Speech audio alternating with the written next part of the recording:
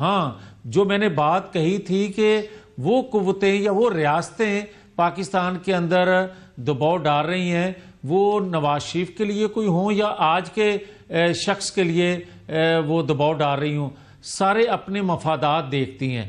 نواز شریف کے دوست ممالک وہ تھے جو پاکستان کو پھلتا پھولتا مستحکم دیکھنا چاہتے ہیں۔ عمران خان کے لیے وہ ریاستیں حرکت میں ہیں جو پاکستان کو عدم استحکام کا شکار دیکھنا چاہتی ہیں، جو نیوکلیر پاور پاکستان کو دیکھنا چاہتی ہیں، نہ سی پیک پاکستان میں دیکھنا چاہتی ہیں۔ آپ کا لارجسٹ ٹریڈنگ پارٹنر امریکہ، آئی ایم ایف کے اندر امریکہ نے آپ کو کروایا، جو بھی ہے سخت کروایا، نرم کروایا، لیکن اس کے بغیر ہو نہیں سکتا تھا۔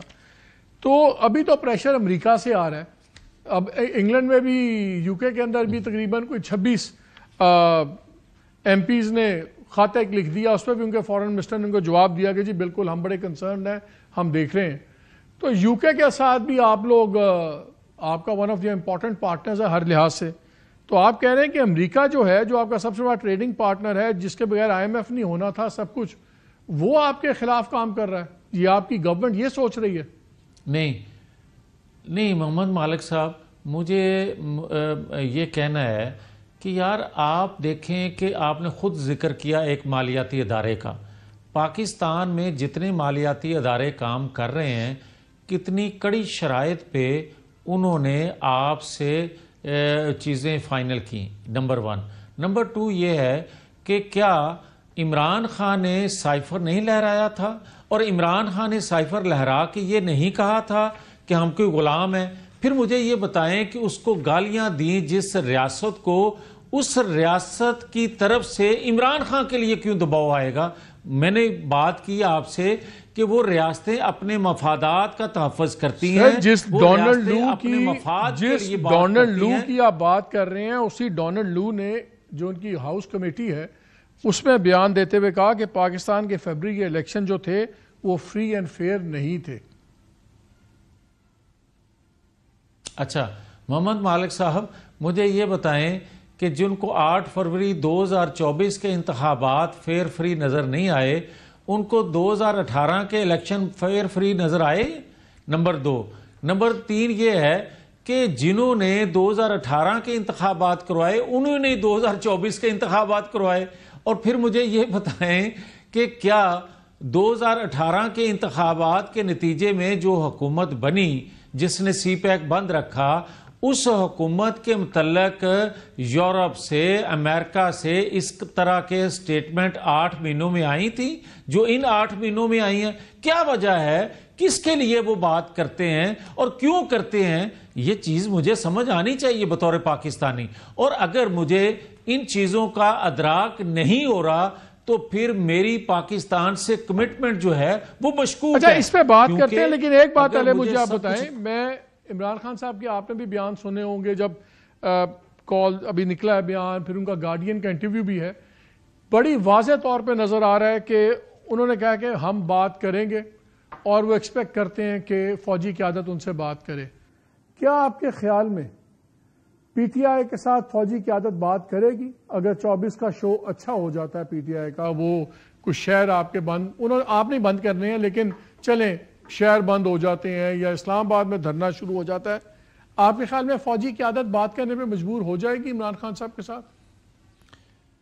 مالک صاحب، پہلی بات تو یہ ہے کہ یہ ان کی اپنی بات کی نفی ہے جس بات پہ انہوں نے 8 فروری 2024 کے انتخابات میں ووٹ لیا، سادہ لوگوں کو گمراہ کیا۔ پھر کہ ایک طرف وہ کہہ رہے ہیں کہ ہم کسی طور پر بھی آئین قانون سے ماورا کام کرنے والے اداروں کو یا اداروں میں بیٹھے لوگوں کو یہ ہوتا نہیں دیکھ سکتے، اس لیے آزادی کے لیے ہم جدوجہد کر رہے ہیں۔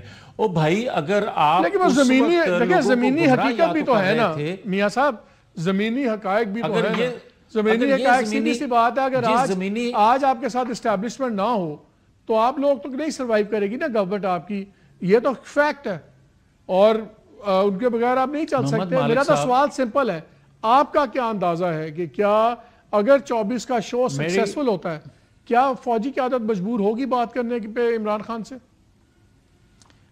دیکھیں مالک صاحب، پہلی بات، اگر آپ مان رہے ہیں کہ زمینی حقائق یہ ہیں تو پھر جو گمراہ یہ کر رہا ہے لوگوں کو آئین قانون کی بالادستی اور الجہاد کے نعرے، یا ہم آزادی لیں گے یا سر پہ کفن باندھ کے آئیں گے، پھر وہ ساری باتیں غلط ہیں. یہ تو پہلے لوگوں کو کلیئر کرنا چاہیے.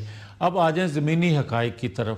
میں بڑا کلیئر ہوں مالک صاحب کہ اداروں میں بیٹھے آج بھی کچھ لوگ جو ہیں وہ سہولت کاری دے رہے ہیں، ورنہ ایسے ہو ہی نہیں سکتا کہ ایک خیبر پختونخوا کا وزیر اعلیٰ بار بار وفاق پہ چڑھائی کرے اور اسلام آباد میں غائب ہو جائے اور کہا جائے یہ جو ہے مسنگ پرسن ہے، اور کبھی وہ 8 گھنٹے بعد مسنگ پرسن نظر آ جائے اور کبھی 24 گھنٹے بعد نظر آ جائے، اور وہ مسنگ پرسن پھر جاتا ہے، پھر اس سے گندی گفتگو یا اس سے بھی سخت گفتگو کرتا ہے اور اس کو کوئی پوچھنے والا نہیں ہے. میری بات سمجھ سے باہر ہے. میں یہ نہیں سمجھ سکتا کہ اگر آپ اسٹیبلشمنٹ کے خلاف لڑ رہے ہیں اور لڑتے لڑتے آپ یہ کہتے ہیں کہ 800 مقدمات ہو گئے، 10,000 لوگوں کو پکڑ لیا، جس طرح کہتے ہیں 10,000 ہر ٹکٹ ہولڈر نیشنل اسمبلی کا یا ایم این اے لے کے آئے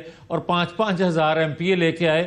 او بھائی 1,000 ایم این اے اور 500 اگر ایم پی اے لے کے ان کے آ جائیں پاکستان بھر سے تو یہ بھی جو تعداد ہے لاکھوں سے زیادہ بنتی ہے. اور اگر 10,000 ہزار یا 5,000 لے آئیں تو یہ کروڑوں میں چلا جاتا ہے. کس کو یار آپ بیوقوف بنا رہے ہیں اور کس پہ آپ پریشر ڈال رہے ہیں؟ کس کو آپ یہ باتیں سنا رہے ہیں کہ اتنے ہم لوگ؟ یہ 2, 3, 4 ہزار سے اوپر جانے والا مجمع ہے ہی نہیں ہے. اور صرف ان کو اگر کوئی سیاںا بندہ اگر کوئی منصوبہ بندی کر کے، ہاں دیکھیں کتنی منصوبہ بندی سے جنرل فیض حمید ہمارے ساتھ 4 سال ڈیل کرتے رہے، کس طرح انہوں نے ہمیں برباد بھی کیا، ہمیں زخمی بھی کیا اور اس کا ذکر بھی میڈیا پہ نہ آنے دیا. مگر ان کو پھولوں کی طرح رکھا ہوا بھی ہے اور دیسی مرغیاں بھی چل رہی ہیں اور مظلوم بھی یہ ہیں، ظالم بھی ہم ہیں.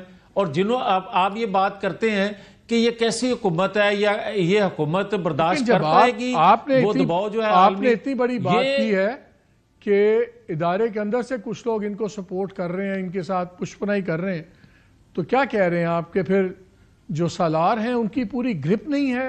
کس طرح ادارے کے اندر لوگ ہو سکتے ہیں جو اپنی مرضی سے کام کریں؟ دیکھیں مالک صاحب، اگر آپ نے گریپ کا اندازہ کرنا ہے تو پھر اس سے آپ اندازہ کر لیں کہ 8 فروری کے نتائج جو پک اینڈ چوز کے ساتھ بنائے گئے، اور میں تو بار بار یہ کہتا آ رہا ہوں کہ لاہور ڈویژن کو ہی صرف دیکھ لیں کہ یہاں کتنا پیسہ کس بااثر بندے نے لیا ہے اور کس طرح یہاں فارم 47 ان کے حوالے کیا ہے، جن کا جو آج ذکر کرتے ہیں کہ ہم فارم 47 کی پیداوار حکومت کے ساتھ مذاکرات نہیں کریں گے. تو سارے ثبوت ہیں، یہاں کوئی بندہ دیکھنے کے لیے تیار ہی نہیں ہے. اور اسی طرح آج بھی یہ بات کہہ رہا ہوں کہ مختلف جگہوں پہ مختلف با اثر جو انتظامی ڈھانچے میں لوگ موجود ہیں وہ فیض حمید کے فیض یاب ہیں، وہ ثاقب نثار کے فیض یاب ہیں. یہ سارا کچھ ہو رہا ہے مگر کوئی دیکھنے والا نہیں ہے ہی نہیں. میں اور آپ باتیں کرتے رہتے ہیں. چلیں باتوں سے ایک بریک لیتے ہیں.